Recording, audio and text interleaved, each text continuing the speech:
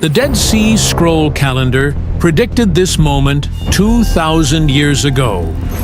In 1947, a Bedouin shepherd accidentally discovered the Dead Sea Scrolls, ancient manuscripts preserved for nearly 2,000 years in caves near the Dead Sea, just 1 year before Israel was re-established as a nation in 1948. And by the end of this video, you will find 5 things from these scrolls that may shed light on our current prophetic timeline and how ancient texts could connect to modern world events. Number 1. The hidden Jewish sect. To understand what the Dead Sea Scrolls reveal, you first have to understand who wrote them. Because these scrolls didn't fall from the sky. They weren't written by angels.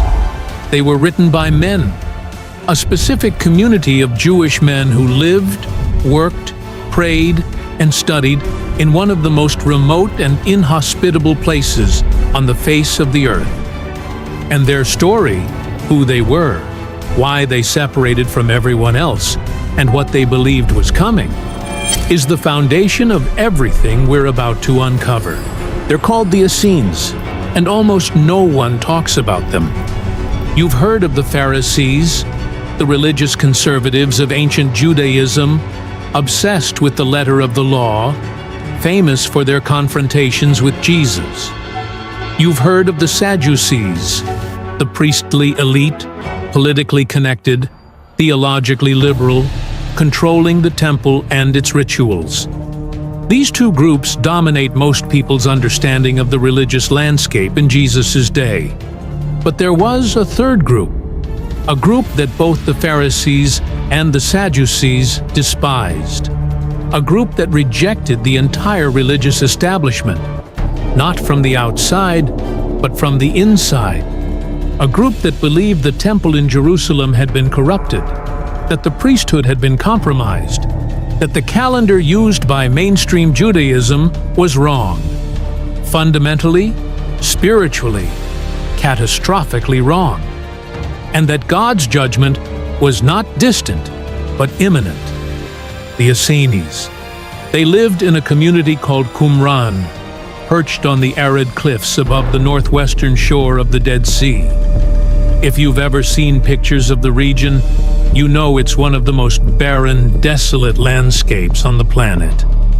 Cracked earth, blinding sun, caves carved into limestone ridges that look like the surface of another world.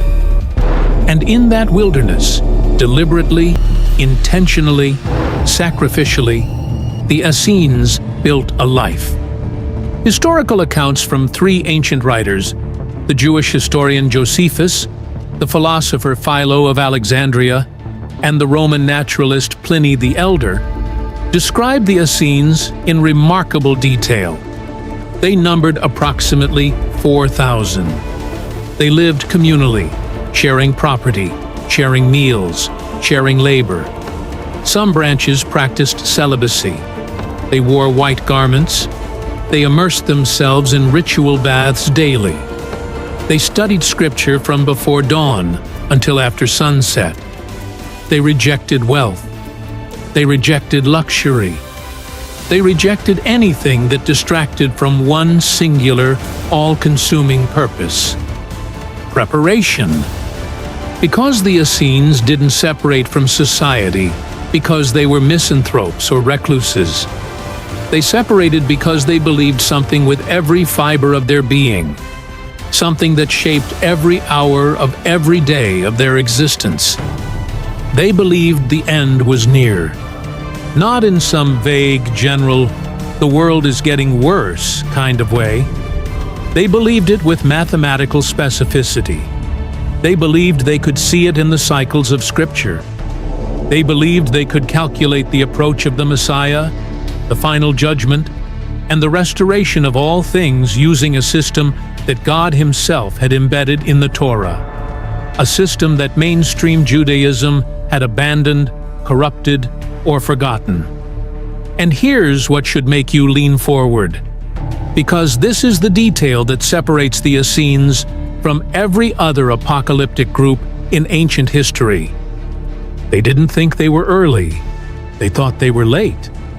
They believed the clock was already past the point most people assumed. They believed the appointed time was closer than anyone in Jerusalem realized. And they believed that the religious leaders who ran the temple, the very men who were supposed to be watching for the Messiah, had lost track of when he was coming, because they were using the wrong calendar. That conviction, that mainstream Judaism was running on the wrong clock, is the key to everything the Dead Sea Scrolls reveal, and it's the reason they rejected the system everyone else followed and built one of their own. But before I show you that calendar, and before I show you why their calculations point to our generation, there's one more piece of their story you need to hear. By the middle of the 1st century, the Roman Empire was tightening its grip on Judea. Tensions between Jewish communities and Roman authorities were rising toward a breaking point. The Essenes, watching from their desert cliffs, could see the trajectory. Not just politically, but prophetically. They knew what was coming. Not because they had spies in Rome, because they had scrolls in their caves. Jerusalem was going to fall. The temple was going to be destroyed. The system that mainstream Judaism depended on, the sacrifices, the priesthood, the festival calendar, was going to be wiped from the face of the earth. And when that happened, when the fires came and the walls crumbled and the temple was reduced to rubble, someone would need to carry the truth forward. Someone would need to preserve the real calendar, the real timeline, the real understanding of God's prophetic clock. So they took their most precious possessions, their scrolls, their commentaries, their calendrical documents, their prophetic writings, and they sealed them in clay jars, and they carried those jars deep into the caves that lined the cliffs above their community, and they hid them, not carelessly, not in haste, with deliberation, with purpose, with the conviction that these documents were not just important for their generation, but essential for a future generation that would need them. And then the Romans came. In 68 AD, the Roman 10th Legion swept through the region. Qumran was destroyed. The community was scattered. The Essenes, as an organized movement, vanished from history. But the scrolls remained, sealed in darkness, waiting.